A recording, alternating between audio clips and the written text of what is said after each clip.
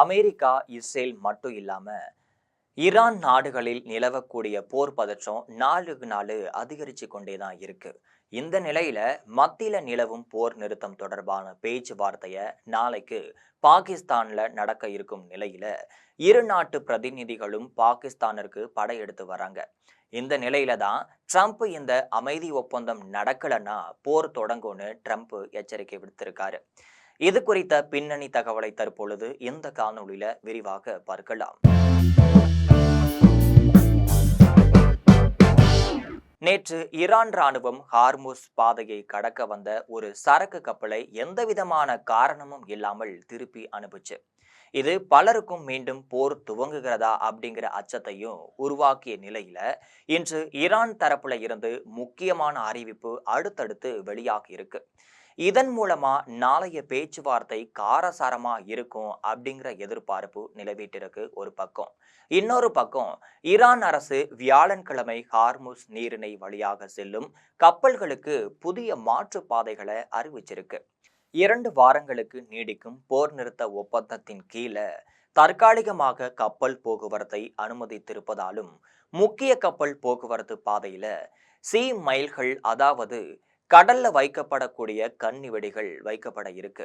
இந்த அபாயத்தின் காரணமாக பாதுகாப்பு கருதி மாற்று வழிகளை பயன்படுத்துமாறு ஈரான் அறிவிச்சிருக்காங்க.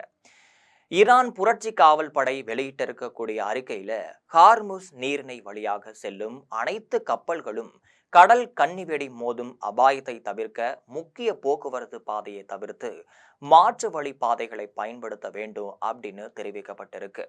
நேற்று காலை அறிவித்த போர் நிறுத்தம் தொடர்ந்து கடந்த 24 மணி நேரத்துல ஹார்முஸ் வழியாக வெறும் 4 கப்பல்கள் மட்டுமே கடந்து வந்திருக்கு.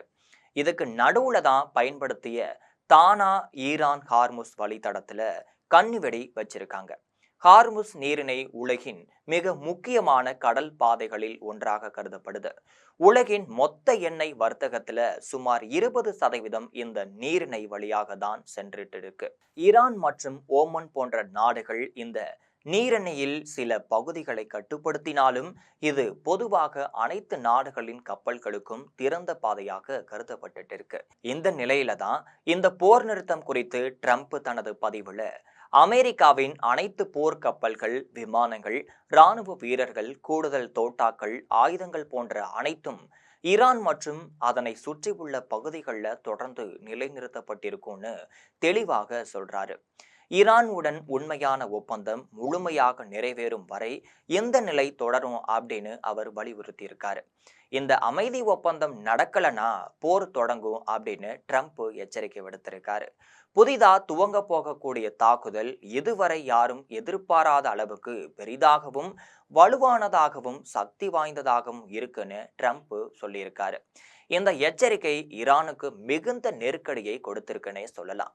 ஏற்கனவே அமெரிக்க அரசும் ட்ரம்ப்பும் பேச்சு தோணியை மாற்ற வேண்டும்னு ஈரான் எச்சரித்திருந்துச்சு.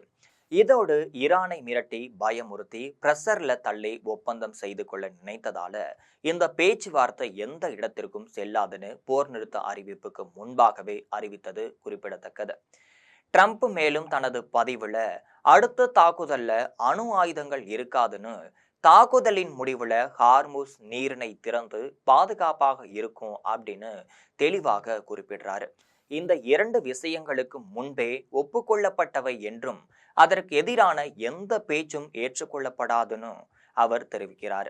இறுதியா ட்ரம்ப் தனது பதிவுல அமெரிக்க இராணுவம் தற்போது அனைத்து விதமான தாக்குதல்களுக்கும் தேவையான ஆயுதங்களை தயார் நிலையில் வைத்து அடுத்த அறிவிப்புக்காக காத்திருப்பதாக தெரிவிச்சாரு.